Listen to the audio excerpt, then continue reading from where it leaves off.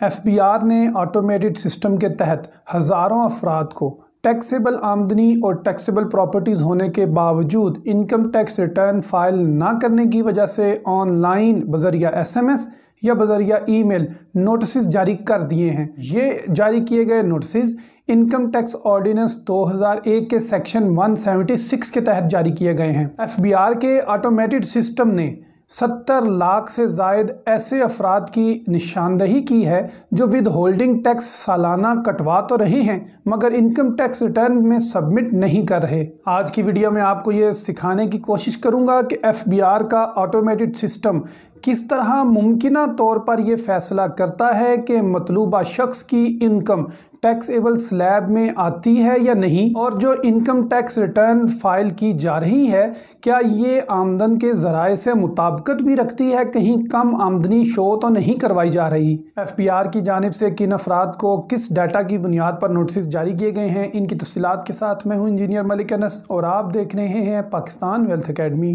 ایاک نعبد و ایاک نستعین۔ السلام علیکم ناظرین، اگر آپ یہ ویڈیو پہلی بار دیکھ رہے ہیں تو بتاتا چلوں کہ پاکستان ویلتھ اکیڈمی کے پلیٹ فارم سے آپ کو 3 ٹاپکس پر ویڈیو دیکھنے کو ملیں گی، جن میں سب سے پہلے ہے ویلتھ کریشن، دوسری ہے ویلتھ مینجمنٹ اور تیسری ہے ویلتھ سیونگ، اور آج کی ویڈیو ویلتھ مینجمنٹ سے ریلیٹڈ ہے۔ پرائم منسٹر آف پاکستان کے اسپیشل اسسٹنٹ آن ریونیو ڈاکٹر وقار مسعود نے جو معلومات شیئر کی ہیں ان کے مطابق FBR نے موبائل کمپنی سے موصول ہونے والے 10 کروڑ سے زائد صارف میں سے 70 لاکھ سے زائد ایسے صارف آئیڈینٹیفائی کیے ہیں، ایسے یوزرز ٹریس آؤٹ کیے ہیں جو سالانہ ود ہولڈنگ ٹیکس کی اماؤنٹ تو کٹوا رہے ہیں مگر وہ انکم ٹیکس ریٹرن فائل نہیں کرتے۔ اس کے ساتھ ساتھ بجلی، ٹیلی فون، گیس یعنی یوٹیلٹی کمپنی سے بھی ڈیٹا لیا گیا ہے، اور آخر میں ایسے افراد جو انکم ٹیکس ریٹرن میں اپنی انکم تو کم شو کرتے ہیں مگر ان کے اگینسٹ جو سالانہ ود ہولڈنگ ٹیکس کی ڈیڈکشن ہو رہی ہے وہ کہیں زیادہ ہے۔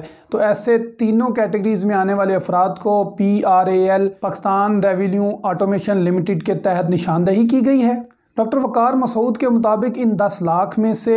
2.5 لاکھ تقریباً ایسے افراد ہیں جو سالانہ 60,000 روپیہ ود ہولڈنگ ٹیکس کی مد میں کٹواتے ہیں۔